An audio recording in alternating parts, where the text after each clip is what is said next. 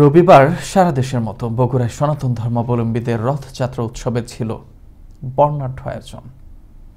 তবে এক মর্মান্তিক দুর্ঘটনায় সেই ধর্মীয় উৎসবে নেমে আসে বিষাদের সুর। রথযাত্রাটি শহর প্রদক্ষিণকালে হঠাৎ 11,000 ভোল্টেজের বৈদ্যুতিক তারের সাথে সংযুক্ত হয়ে ঝরে 5টি তাজা প্রাণ। এ ঘটনায় সোমবার জেলা প্রশাসনের নেতৃত্বে একটি তদন্ত কমিটি গঠন করা হয়েছে। বগুড়া থেকে সহকর্মী বাঁধন কর্মকার কৃষ্ণর প্রতিবেদনে থাকছে বিস্তারিত।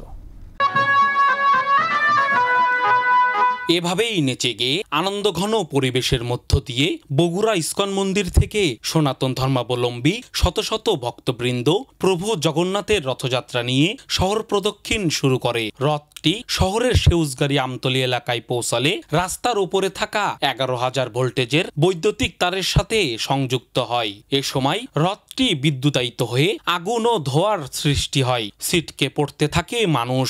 বিদ্যুৎ স্পৃষ্ট হয়ে নিমিষেই মাটিতে লুটিয়ে পড়ে প্রায় অর্ধশত নারী পুরুষ। পুড়ে যায় তাদের শরীরের অংশ।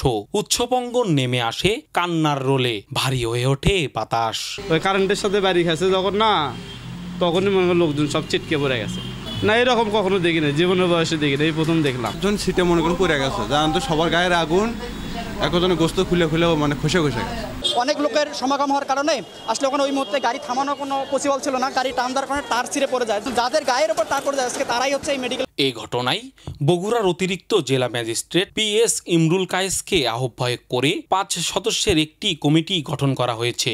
কমিটিতে রাখা হয়েছে পুলিশ সুপারের প্রতিনিধি, নেসকো, ফায়ার সার্ভিস ও সিভিল সার্জনের প্রতিনিধিদের। আগামী 10 কার্যদিবসের মধ্যে তাদের প্রতিবেদন জমা দিতে বলা হয়েছে বলে জানান জেলা প্রশাসক। কারো কোনো নেগলিজেন্সি আছে কিনা, কারণ উদ্ঘাটনের জন্য আমরা অতিরিক্ত জেলা ম্যাজিস্ট্রেটকে আহ্বায়ক করে 5 সদস্য বিশিষ্ট একটা কমিটি গঠন করেছে। এই 5 সদস্য কমিটিকে 10 কার্যদিবসের মধ্যে আমরা তদন্ত রিপোর্ট প্রদান করতে বলেছি। এদিকে আইসিইউতে চিকিৎসাধীন গুরুতর আহত 2 জনের অবস্থার অবনতি হলে উন্নত চিকিৎসার জন্য তাদের ঢাকায় পাঠানো হয়। নিহতদের সৎকার কাজ সম্পন্নের জন্য পরিবারকে 25,000 টাকা করে দেওয়া হয়েছে। রথযাত্রায় বিদ্যুৎ স্পৃষ্ট হয়ে বগুড়া মেডিকেলে 38 জন চিকিৎসাধীন ছিলেন। এর মধ্যে 8 জনকে ছাড়পত্র দেওয়া হয়েছে। এছাড়াও 22 জন নারী সহ মোট 28 জন এখনো চিকিৎসাধীন রয়েছেন। বাঁধন কর্মকার কৃষ্ণ, আনন্দ টিভি, বগুড়া।